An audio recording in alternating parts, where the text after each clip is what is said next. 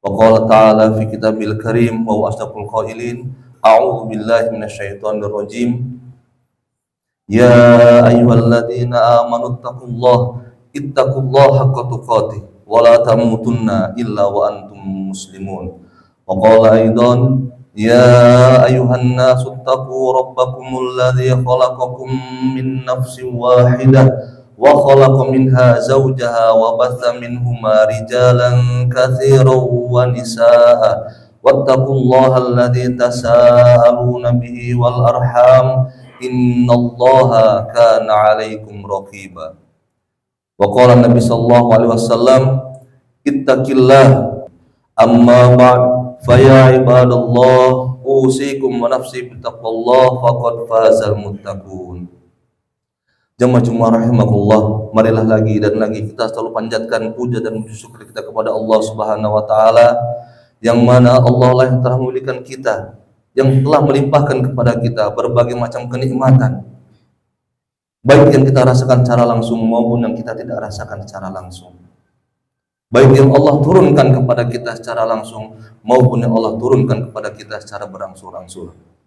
Nikmat mata, nikmat tangan, nikmat telinga, nikmat kehidupan, nikmat punya saudara-saudara seiman yang baik, nikmat kesehatan, nikmat kesempatan, dan yang paling utama adalah nikmat iman, yang mana dengan iman ini Allah menggerakkan kaki kita, Allah menggerakkan badan kita, jasad kita untuk dapat melaksanakan salah satu yang Allah wajibkan kepada kita, ini sholat Jumat berjamaah. Salat salam marilah kita curahkan kepada Nabi kita Muhammad sallallahu alaihi wasallam, kepada seluruh keluarganya, sahabatnya, dan kepada umat-umatnya senantiasa taat kepada ajarannya sampai akhir zaman nanti, dan mudah-mudahan kita termasuk umat Nabi Muhammad sallallahu alaihi wasallam yang mendapat syafaat dan jaza. Jemaah rahimakumullah, salah satu bentuk syukur kita kepada Allah Subhanahu wa taala adalah marilah selalu kita tingkatkan kualitas keimanan dan ketakwaan kita kepada Allah Subhanahu wa taala dengan menjalankan apa yang telah Allah perintahkan kepada kita dan menjauhi apa yang Allah larang kepada kita, sehingga kita dicatat Allah Subhanahu wa taala adalah hambanya yang Allah beri ridho di dunia dan akhirat. Dan Allah, mudah-mudahan kita berdoa kepada Allah Subhanahu wa taala untuk menjadikan akhir hayat kita ini adalah akhir hayat yang husnul khatimah. Jemaah rahimakumullah, ada sebuah kisah yang diceritakan dalam suatu hadis yang diriwayatkan oleh Imam Bukhari dan Imam Muslim, bahwasanya suatu hari Abdullah bin Mas'ud radhiyallahu anhu bertanya kepada Rasulullah sallallahu alaihi wasallam. Suatu ketika beliau bertanya kepada Rasulullah, "Ayu amalin ahabbu 'indallah?" Wahai Rasulullah, ayu amalin ahabbu 'indallah? Amal perbuatan apa? Pekerjaan apa? Ibadah apa? Ahabbu 'indallah, yang paling Allah cintai.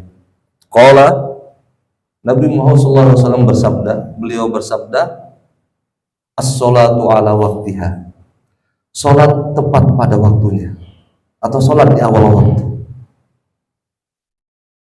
Kemudian beliau bertanya lagi, summa ayyun, kemudian apa wahai Rasulullah? Qala, beliau bersabda, birrul walidain, berbakti kepada orang tua atau kedua orang tua. Kemudian yang ketiga, summa ayyun, kemudian apa lagi wahai Rasulullah? Al jihadu fi sabilillah, jihad di jalan Allah, bersungguh-sungguh di jalan Allah Subhanahu wa taala. Hadis ini diriwayatkan oleh Imam Bukhari dan Imam Muslim. Jemaah rahimahullah, dari tiga hal tadi, yang mana yang pertama adalah yang paling dicintai Allah Subhanahu wa taala adalah as-sholatu ala waktiha, salat tepat pada waktunya, salat di awal waktu. Kenapa kok salat yang paling dicintai Allah Subhanahu wa taala? Karena salat ini adalah indikator kebaikan seorang muslim. Indikator kebaikan seorang mukmin adalah salat tepat pada waktunya. Karena hakikat kita ada di muka bumi ini adalah untuk beribadah kepada Allah. Sebaik-baik manusia adalah orang yang panjang usianya dan banyak ibadahnya, banyak amal perbuatannya, banyak amal kebaikannya. Dan ibadah yang paling wajib bagi kita adalah sholat. Dan sholat adalah sholat yang tepat pada waktunya. Ini adalah hal yang paling Allah cintai di muka bumi ini. Tidak ada hal lain selain sholat tepat pada waktunya. Walaupun terkadang Allah memberikan rukhsah, keringanan, kepada beberapa sahabat kita, saudara kita, yang ketika dalam perjalanan, yang ketika dalam keadaan musibah, yang ketika dalam keadaan tidak mampu untuk mengerjakan di tepat pada waktunya. Tetapi apabila kita dalam keadaan santai, dalam keadaan tidak ada halangan syar'i, uzur syar'i, maka ayo mari kita perbaiki sholat kita. Ketika kita perbaiki sholat kita, maka Allah akan perbaiki semua sendi-sendi kehidupan kita. Allah akan majukan semua sendi-sendi kehidupan kita, dan Allah akan perbaiki semua apa yang kita butuhkan di muka bumi ini. Jamaah rahimakumullah, dengan sholat ini kita bisa terbentengi dengan berbagai hal-hal maksiat. Kita bisa terbentengi dari berbagai macam hal-hal yang tidak diinginkan oleh Allah Subhanahu wa taala. Terkadang sesuatu itu baik di mata manusia, tapi belum tentu baik di mata Allah Subhanahu wa taala. Maka dari itu, dengan sholat ini kita membentengi diri kita membiasakan diri kita, dan kita mendisiplinkan diri kita. Karena apabila untuk bekerja saja kita disiplin dengan waktu, maka dengan pencipta kita pun harus lebih disiplin lagi dengan waktu yang Allah telah berikan kepada kita.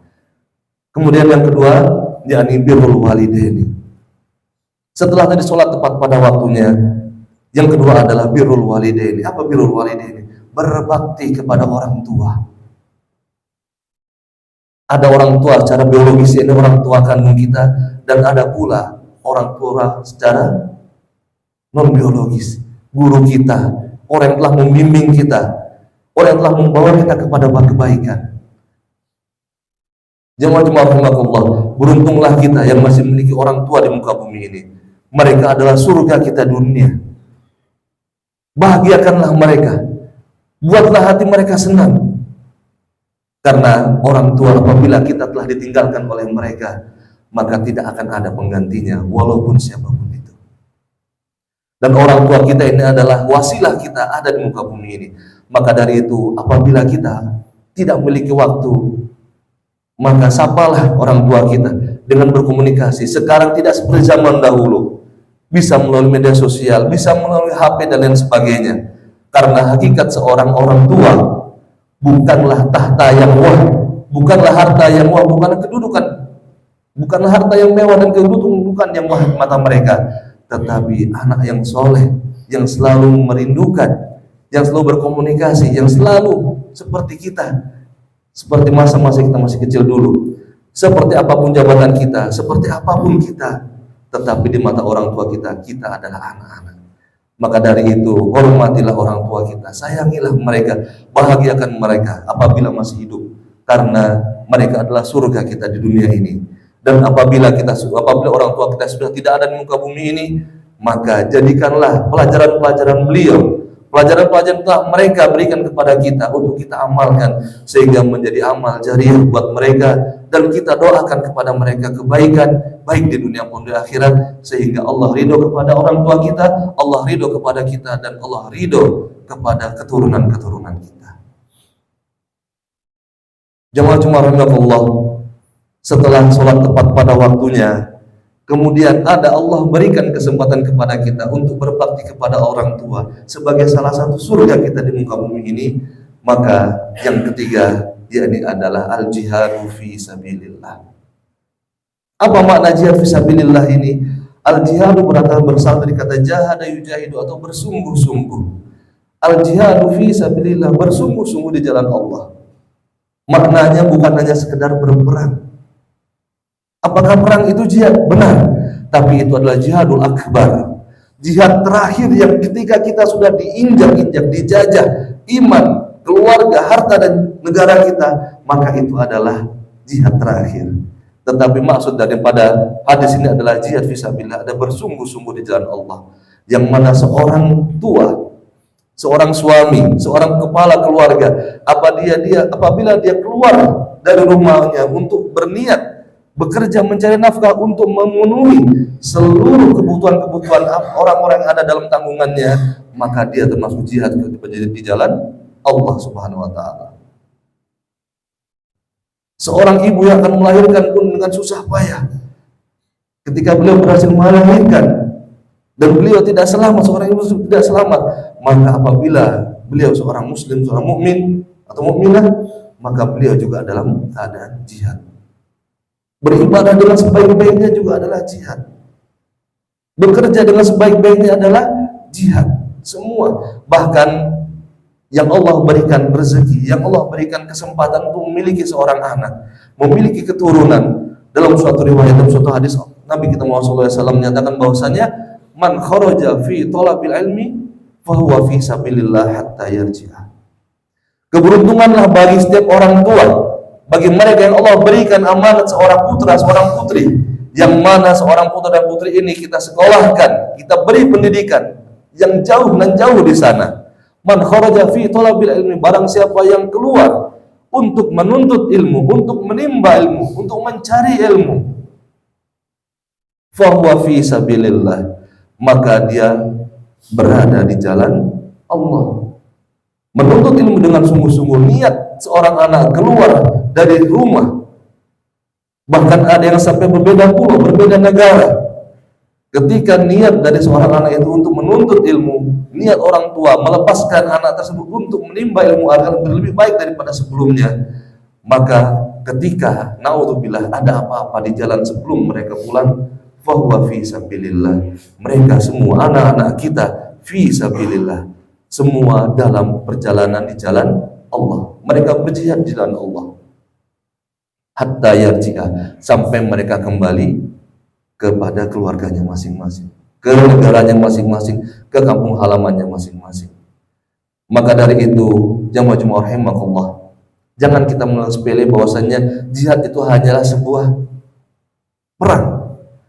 Tetapi seorang ayah mencari nafkah, banting tulang peras keringat untuk membiayai, untuk menafkahi orang-orang yang berada tanggungannya. Ketika dia keluar, bismillah, saya mencari rezeki karena Allah Subhanahu wa taala untuk memenuhi kebutuhan-kebutuhan orang yang ada dalam tanggungan saya, maka sampai dia kembali, dia terhitung berjihad fi sabilillah.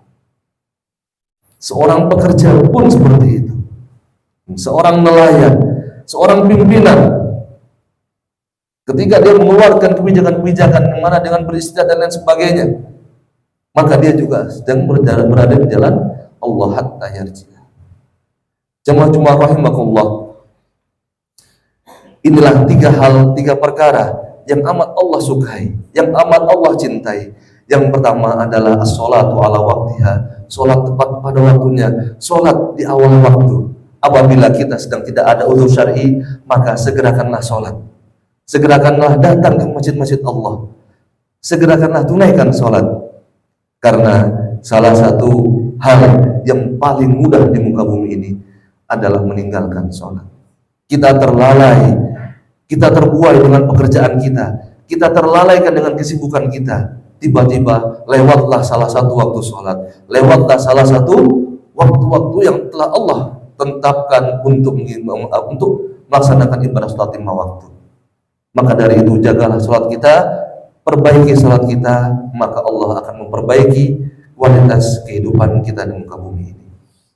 Kemudian yang kedua tadi, yakni berbaktilah kepada orang tua, baik masih ada maupun tidak ada, baik itu orang tua kandung maupun orang tua yang telah membesarkan kita. Karena sejatinya kebaikan-kebaikan itu akan kembali kepada diri kita sendiri, dan manfaatnya akan kembali kepada seluruh orang yang ada di sekitar kita. Dan jangan lupa bahwasanya orang tua adalah surga kita di dunia ini.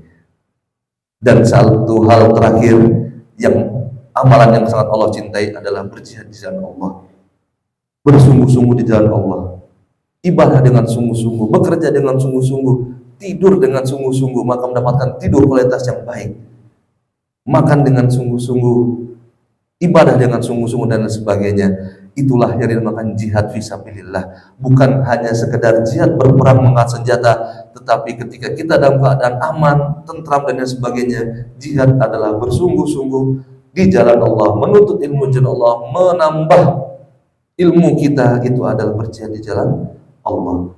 Dengan semata-mata kita niat ikhlas karena Allah Subhanahu wa taala. Jemaah rahimahullah, demikianlah khutbah pertama yang bisa khatib sampaikan. A'udzubillahi minasyaitonir rajim.